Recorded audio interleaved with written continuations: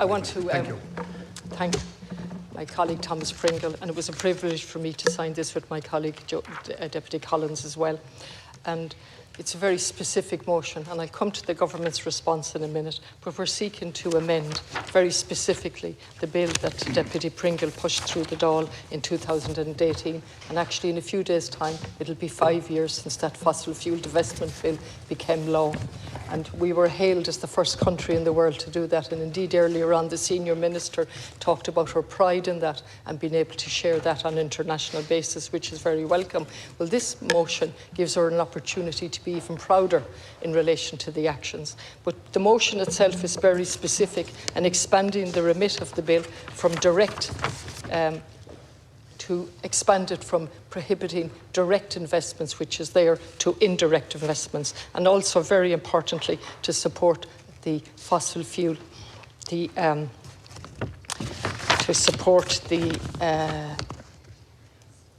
beg your pardon, I just got, in relation to the fossil fuel divestment contract that's been pushed by a number of countries.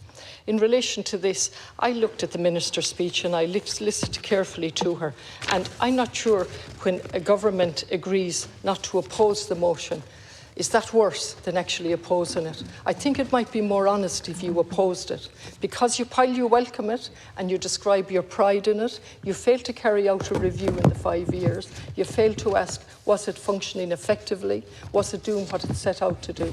And indeed, Deputy Pringle and we had to do that research in addition to Action Aid on the ground and Trócaire and other excellent organisations who keep us educated, not the government telling us how it worked. So one of the requests here is that when we put through the new Act, which out of one side of your mouth you're saying you're going to do, you're going to amend it, we're asking you to put in a regular review of it. On the other side of your mouth then you tell us the difficulties, and you tell us it would interfere with the commercial mandate. Can you imagine that? It will interfere with the commercial mandate of ISIF's investment policies. So that means the commercial mandate will trump our obligations in relation to fossil fuel divestment. At least that's the interpretation I take out. And forgive me for being cynical, but my experience in here has copper-faceted my cynicism.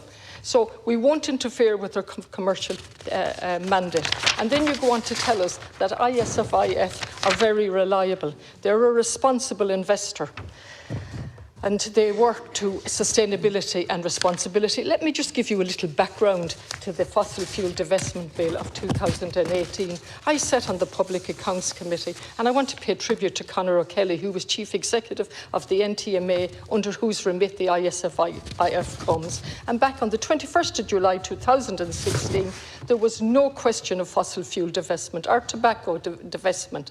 And he appeared again on the 12th of July, just at the time that Deputy Pringle's bill was passing through the House. That very honest and direct man put his hands up and said to the Public Accounts Committee they hadn't thought about this, but they were going to go away and think about it. And that's exactly what he did. I had the greatest respect for him. He went away and thought about that, and then they started to divest, and you've given the up-to-date information in relation to that.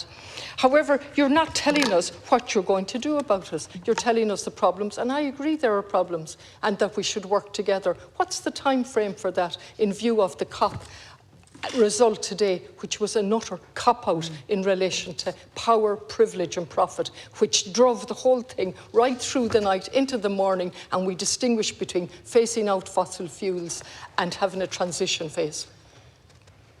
Power, privilege and profit as the world burns. That's the words of the Taoiseach. The world is burning. And I have no disagreement actually with the rural group, and I wish they would look at the connection between this side of the House and that. We want sustainable farming. We want a thriving rural community. We want sustainable development. We want investment in recyclables. And I absolutely agree with the problems in the way that that's been done without the community involvement and without some going back to the community in ownership. And I've raised it repeatedly on the floor of this House. In 1992, that's how long ago we had the Rio de Janeiro Summit. And here we are in 2023 with a cop-out from the COP. And we're taking pride in that, Minister. I couldn't when the world burns. It's the most basic request that we expand the bill to allow us to catch indirect investments. Thank you, Thank Deputy. you.